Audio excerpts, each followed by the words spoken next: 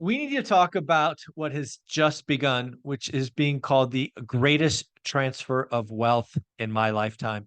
And we're going to have this conversation with the concierge to small business lending because I think he can help you get your little piece of that. Bo, what's going on?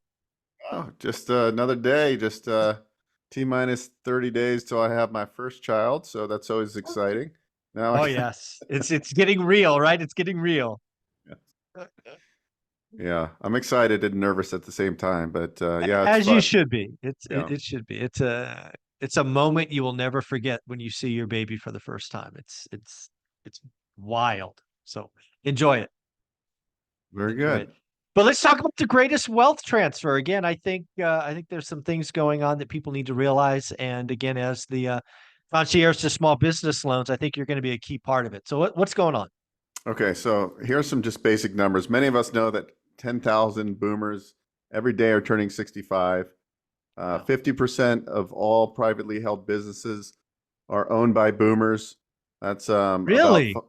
that's Wow. about 5.1 trillion in small businesses. And so over the next 25 years, they say that's about 68 trillion worth of assets and businesses that will be changing hands. So I think we're in the biggest transfer of wealth ever right Oh, now. I don't even think it's close. I think boomers are by far the quote unquote richest generation. And, you know, father time comes for all of us. So there's a lot going to be transferred. And I think the other thing that's, again, these are just opinion numbers, but they're important. Of all the boomers I know that run small businesses, I can only think of one where it's actually his grandchild is in line to kind of take it over and wants to do what granddad did. But all the others, the kids want nothing to do with it. So, these businesses should be bought, but if they're not, they're just going to stop functioning. And that's a shame.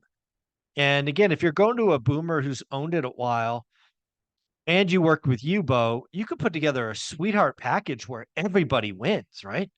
Yeah, I mean it's really it's a numbers game. You gotta first you got to build your thesis, which in your world we call your buy box. Hmm. Then it's a numbers game, right? You're gonna look at X amount of deals and you're gonna make X amount of offers. And then the other, factors are you need to stand out in the market and you have to build a great funnel.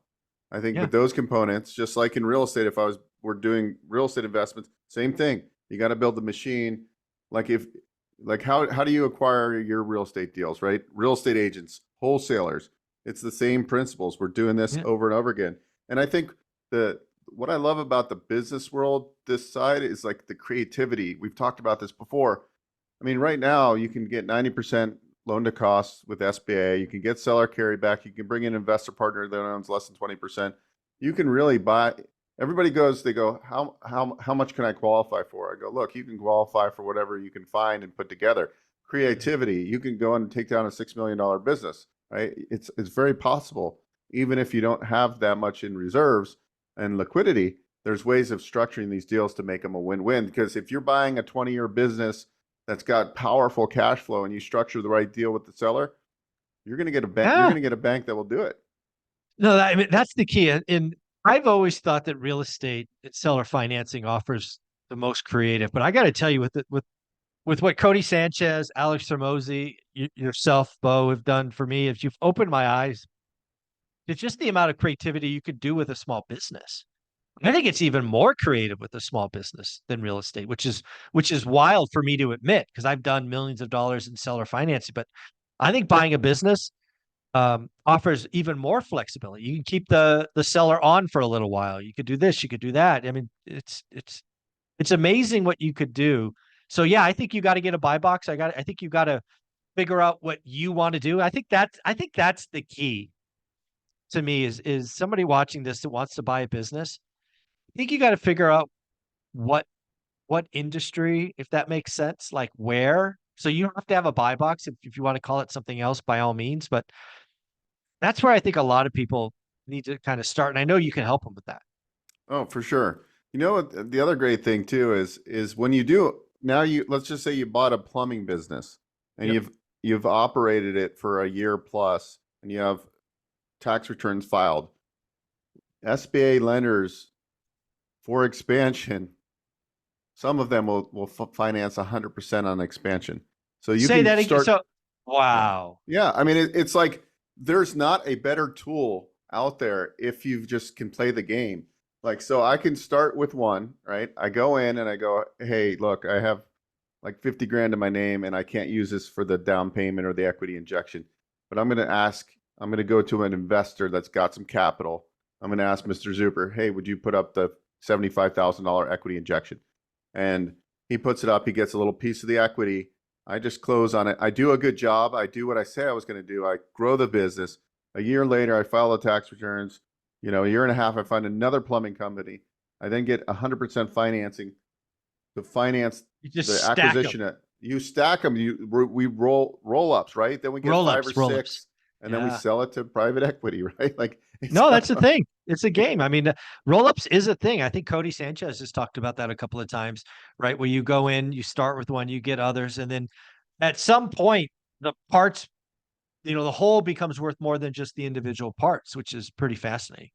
Yeah. The other day, I talked to the most interesting people. The other day, I was talking to this guy reached out on Instagram, and I was looking at his profile, and anyways, so we get talking. He's 28 years old.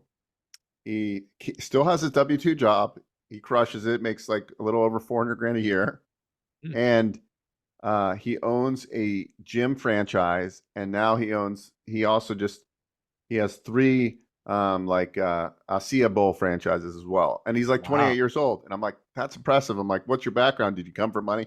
No, he did it all himself. Wow. Got into a high paid sales career. He's like, I'm going to keep the W-2 job for a couple more years. Yet, like what you're able to do, because like let's just say each of those quick serve restaurants, or whatever the ASIA Bowl places, right? Like say at the end of the day, you net 150, 200 grand a store, right? And he's got three of them now. He's got a gym. You just keep on. You can have 5 or 6 or 7 of those. You start having more multiple territories because it becomes like just how McDonald's can scale, right? Everything is Yep. systematized. You go, okay, I'm going to take this 1,200 square feet. This is what the equipment we need. This is how we hire the people. And Yep. he barely goes in, and he runs it, and he still Yeah. has his W-2 job. That's So amazing. Yeah. yeah. So, folks, again, I think we've got, the boomers retiring is a moment. I do think, because in real estate, a lot of the boomers are going to take the ultimate tax savings, is they're going to pass on and have their estates with the real estate, so stepped up basis and all of that. I actually think most boomers will sell their business, but long before that, because they want to exit, they want to get out, they want to go do something else. So again, I think you need to reach out to Bo. You need to figure out what's right for you. You need to figure out all these flexible things. You need to bring him deals to look at. Bo, how should they reach out to you? Just go to onerentalmeeting.com and book a schedule call right there. And that's as simple. We'll meet on Zoom. The last thing I'll say too is also a lot of these people, these boomers that are retiring, they don't want to pay tax on the full Yeah. sales boat, right? Yes. So like being able to talk the talk and then bring have in your arsenal, have a CPA. Say, hey, look, I talked to this CPA. He's going to tell you like Hmm. everything I'm kind of relaying to you why I want you to carry back, Hmm. 300,000 of the 600,000 sales price. I'm going Yep. to get the SBA financing because you're going Yep. to pay far less in taxes if we do it strategically. And call this CPA and ask him Yep. these questions. I'm not, a CPA. That's how you Yeah. get them. You get them on board, and they're like, yeah, like I'm going to save 50 grand in taxes by doing it this way. Plus, I'll make interest on the Hmm. carryback. It's a win-win for everybody. So structure win-win deals. Always structure win-win deals. It starts with having the concierge of small business loans in your back, having your back to help you organize and ask questions and structure. That's what Bo does. So, Bo, one more time, where do they go? OneRentalMeeting.com. Thank you, buddy.